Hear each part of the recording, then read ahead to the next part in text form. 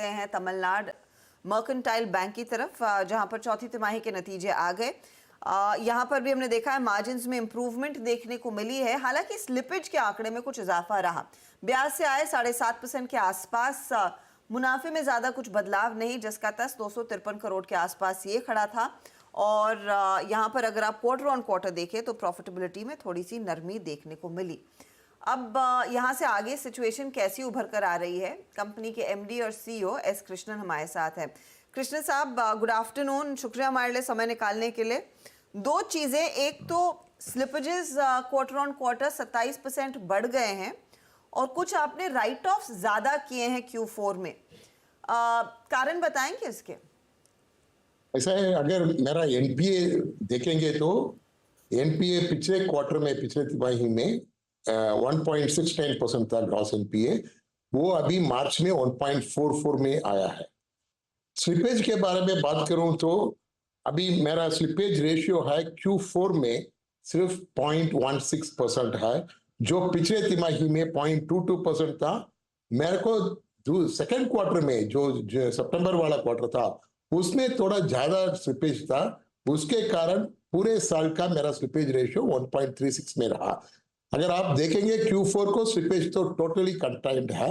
सिर्फ one of Q2 में मेरा कुछ अकाउंट था जो बड़ा वाला था, वो स्लिपेज हुआ था, इसके वजह से वो स्लिपेज ज्यादा हुआ था।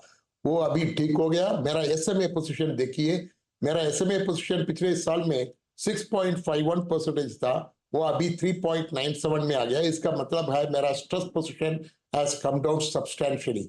So going forward I expect that इस साल में जो 24-25 वाला है उसमें स्लिपेज तो बहुत कम होने का ही है।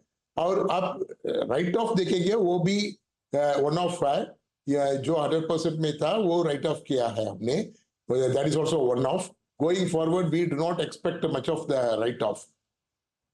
ओके, बिल्कुल। तो कृष्ण साहब, गुड आफ्टरनून। एक बात बताइए फिर, ये जो आपकी रिस्ट्रक्चर्ड बुक है, इसमें से कितना बुक खराब हो सकती है आते वक्त अगले कुछ क्वार्टर्स में, और यहाँ से आपकी एसेट क्वालिटी कैसी रहेगी? मेरा रिस्ट्रक्चर्ड बुक्स देखेंगे तो उसमें I can say the restructured advances was 785 crore at the beginning of the last year. That is March 23 was 785 crore, and that is today 570 crore. Out of that, if I look into the NPA is only 66 crore. That clearly indicates that the book is behaving well. Rather, my repayments are coming extremely well. That is why I gave the example of SMA. अगर SMA को आप देखेंगे तो SMA तो बहुत कम हो गया है। SMA has come down from 6.51% to 3.97, and इस क्वार्टर में आप देखेंगे NPA भी कम हो गया है, which was 1.69, उसमें से 1.44 में आ गया है। So आगे I am expecting that slippage ज्यादा नहीं होगा। Restructured book is behaving well. Okay. Mister Krishnan, इससे पहले कि मैं आई थिंक दूसरी रेशियो से बात करूं कासा पे, या फिर आपका जो आउटलुक है रिगार्डिंग डिसबर्समेंट और एनआईएम्स को लेकर, मैं आपकी बुक को देखा था सर कि अगर मैं इस क्वार्टर को देखूं तो रिटेल मोर और लेस फ्लैट है, कॉर्पोरेट में एक सब्सटेंशियल डिप है वाई बेसिस पे, करीब जो कॉर्पोरेट बुक है उसमें 27% का, एग्री में एक सब्सटेंशियल जंप है 24% का। ये एक सिर्फ मात्र इस क्वार्टर का हाल है, या फिर आपको लगता है कि ये ट्रेंड परसिस्ट करेगा अगले कुछ क्वार्टर्स में? मेरा फोकस हमेशा होता है रैम सेगमेंट में। मेरा फोकस रैम सेगमेंट में होता है। अगर मेरा रैम को देखेंगे तो 91% है रैम, और जो ये रैम है पिछले साल में 87% था। इसका मतलब 4% इस साल में हमने बढ़ाया है रैम में। रैम में एग्रीकल्चर में ज्यादा ग्रोथ है पिछले साल में 23-24 में, लेकिन आगे मेरा फोकस होगा सब में, रिटेल, एग्रीकल्चर, एमएसएमई में होगा। My bank is primarily for the RAM segment, so we will continue to focus on that. Wherever potential is available उसको हम फायदा उठाएंगे। एग्रीकल्चर में मेरा अच्छा पोटेंशियल मिला था, और इस साल में 23-24 में बैंक ने बड़ा ट्रांसफॉर्मेशन प्रोसेस लिया था, वो प्रोजेक्ट ऑलमोस्ट खत्म हो गया है अभी।